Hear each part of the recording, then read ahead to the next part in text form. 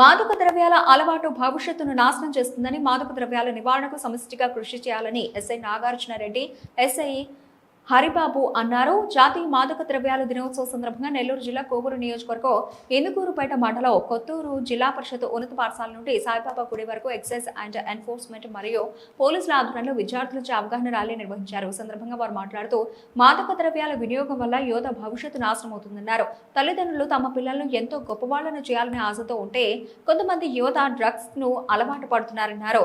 ప్రతి ఒక్కరూ మాదక ద్రవ్యాలకు వ్యతిరేకంగా పోరాటం చేయాలన్నారు. కార్యక్రమంలో పోలీస్ శాఖ, ఎక్స్చేంజ్ డిపార్ట్మెంట్ ఉపాధ్యాయులు, విద్యార్థులు పాల్గొన్నారు.